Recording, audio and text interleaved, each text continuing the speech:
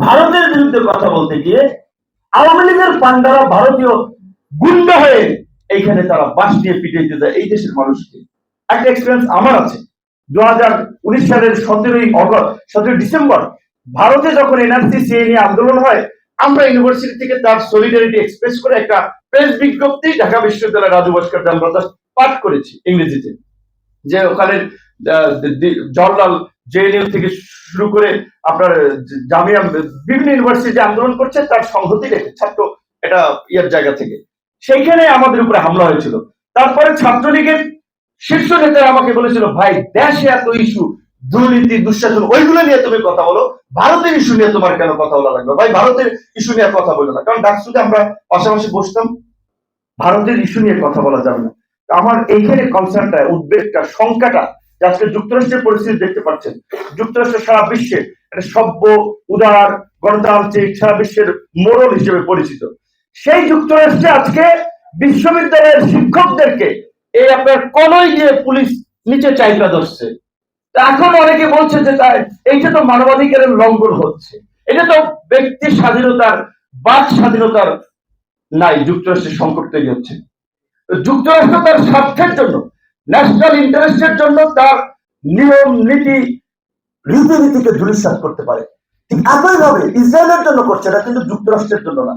আজকে ভারত যদি যেভাবে এই দেশে ভারত বিরোধী সেন্টিমেন্ট তৈরি হয়েছে, আজকে আওয়ামী লীগকে যদি বলে যে গুলি করে গুম করে শেষ করে দাও ওদেরকে, আমার মনে হয় শেখ হাসিনার সরকার ক্ষমতায় থাকার জন্য প্রয়োজনে তাই করবে। তাই আজকে আমার এই ববি ভাইয়ের এই জন্য আলোচনাটা অফিসটা খুবই ভালো লেগেছে, এবং এই জন্য বলছি যে ঘুরে দাঁড়ানোর জন্য আমাদের চেষ্টা করতে হবে। ঘুরে দাঁড়ানোর কোনো বিকল্প নাই। ঘুরে দাঁড়ানোর রাস্তা আছে দুইটা। এক, জনগণকে নিয়ে রাস্তার ধারাবাহিক আন্দোলনের মাধ্যমে গণ অভ্যুত্থান গড়ে তোলা। আমার দৃঢ় বিশ্বাস এই ইস্টাবলিশমেন্টের প্রতিষ্ঠিত রাজনৈতিক নেতৃবৃন্দ ব্যর্থ হয়েছে জাতির প্রত্যাশা পূরণে। আচ্ছা আমরা টেবিলে যাচ্ছি, এইভাবে যদি আমরা টেবিল থেকে যদি রাজপথে আমরা এইভাবে যদি পাশাপাশি দাঁড়াই, জনগণ আমাদের পেছনে এসে দাঁড়াবে। সেই চেষ্টাটা আমাদের করতে হবে।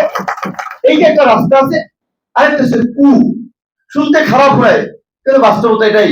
1975 সালের 7ই নভেম্বর সৈনিকরা যদি জিয়াউর রহমানকে মুক্ত না করত, বাংলাদেশ একটা বিপর্যয়ের দিকে যেত। কাজী এইখানে এখন অবশ্যই এই দেশে যা ঘটছে, আমাদের পুলিশ, আমাদের আর্মি, আমাদের সবাই তো কনসার্ন থাকা দরকার। আর্মির যিনি এখন মেজর আছেন, কর্নেল আছেন, ব্রিগেডিয়ার জেনারেল আছেন, রাষ্ট্রীয় প্রোটোকল ভোগ করছেন, সরকারের সিনিয়র লোক, ফোন দিলে সব থরথর করে কাঁপে। উনি কি আজীবন এই চাকরিতে থাকবেন? পুলিশের যিনি আপনার এসপি আছেন, ডিসি আছেন, ইউনো আছেন, ওনারা কি আজীবন থাকবেন? ওনারা একবার ভাবছেন না? ওনাদের চোখের সামনে দৃষ্টান্ত। বেনজির সাহেবকে মানুষ এখন থুতু মারার জন্য খোঁজে, ইট মারার জন্য খোঁজে, ডিম মারার জন্য খোঁজে, টমেটো মারার জন্য খোঁজেছে। এই চোরাকে পাইলে আমরা আজকে পুলিশ প্রধান হয়ে আজকে এইভাবে হাজার হাজার কোটি টাকা কামিয়েছে। বিরোধী দলের নেতাদের অনেককে ডেকে টর্চার করে সম্পদ আপনার লিজিং কোম্পানি লিখে নিয়ে গেছে। অনেক উদাহরণ আছে, কিন্তু মিডিয়া আসছে না, মিডিয়া লিখবে না। কারণ পুলিশ প্রধান ছিল সেই সময়, এখন টুকটাক লিখছে। অনেকে বলছে যে ওটা তাদের মধ্যে ভাগ বাটোয়ারার সমস্যা হয়েছে, এই জন্য লিখছে। যাই হোক, বের হয়েছে তো, এইভাবে আস্তে আস্তে বের হবে। তো সেই জায়গা থেকে আমি আজকের যারা সরকারি কর্মকর্তা কর্মচারী আছেন তাদেরকে বলবো, একটু তাকান আপনার পেছনে যারা রিটায়ার করে চলে গেছে তাদের কি অবস্থা। কেউ জিগায় না, পড়ে রয়েছে। কত পুলিশ ডিআইজি, ভিআইজি, সচিব মচিব, আমলা কামলা পড়ে রয়েছে, পাত্তাও দেয় না। গ্রামের বাজারে গেলেও লোকজন কথা বলতে আসে না, ঘৃণা করে, যারা চোর ডাকাত মাফিয়াদের সহযোগী। তো আপনারা প্রকৃত অর্থে আপনারাও চান দেশটা ভালো চলুক, আমরাও চাই। আপনাদেরকে অনুরোধ করবো, আহ্বান জানাবো, দেশের ভালোর জন্য শেখ হাসিনা সরকারের পতন এখন থেকে বিরোধীদের সাথে কাজ করেন।